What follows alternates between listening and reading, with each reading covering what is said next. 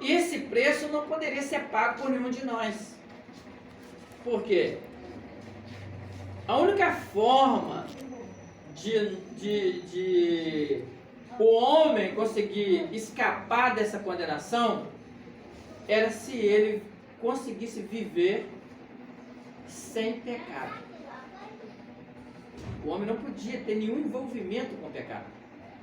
Mas todo homem não tem, ele já nasce debaixo desse pecado. Agora Jesus, ele nasce de uma forma milagrosa, porque no seu nascimento não houve relação sexual.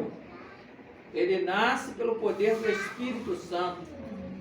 Nasce de uma virgem, né? Jesus, ele consegue viver. Ele viveu aqui em carne nessa terra até os seus 33 anos de idade. E em nenhuma parte na Bíblia você encontra algum apontamento dizendo que Jesus pecou. Não existe na Bíblia. Jesus, ele não pecou em nada. A Bíblia diz que em tudo ele foi tentado, mas não pecou em nenhum momento.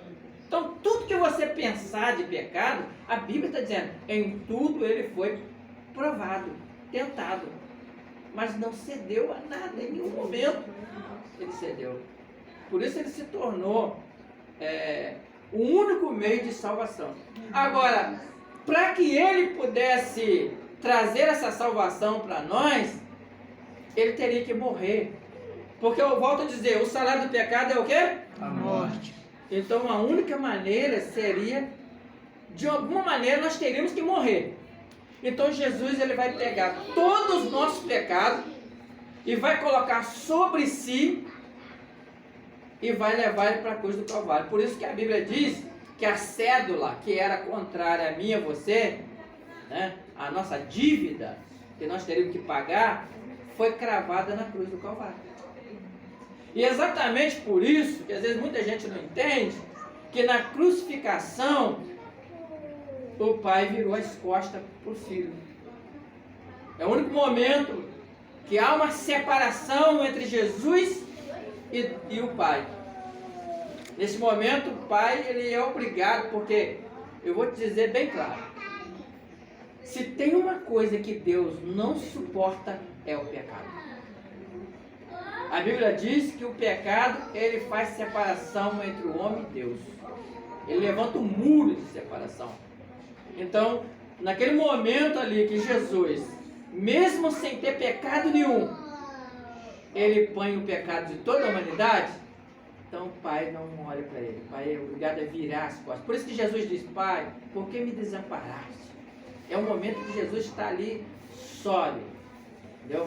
Ele tem que passar por aquilo ali. Então a morte dele, através dessa morte, ele traz salvação para toda a humanidade.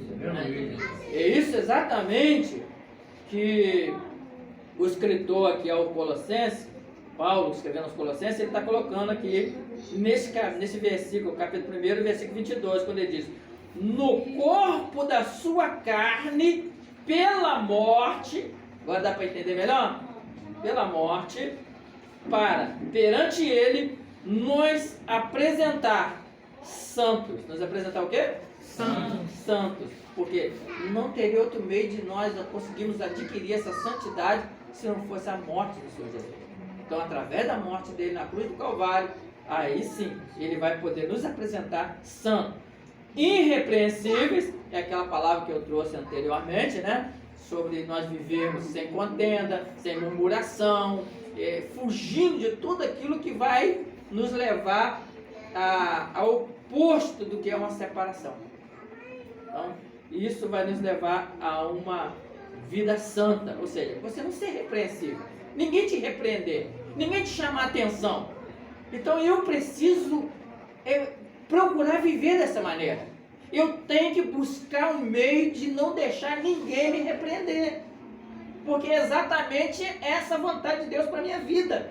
Essa é a vontade de Deus para a sua vida. Toda vez que alguém te chama a atenção de alguma coisa, é Deus dizendo para você, tá vendo? Não deixe isso acontecer. Por que você deixou essa pessoa chamar a atenção de você? Se você tivesse agido diferente, se você tivesse feito diferente, essa pessoa, ao invés de estar te repreendendo, te chamando a atenção, ela poderia estar te elogiando, falando bem de você. Entendeu? Então nós precisamos procurar andar. Irmão, isso todo ser humano, ele é repreendido em algum momento, ele é chamado a atenção em alguma hora de sua vida.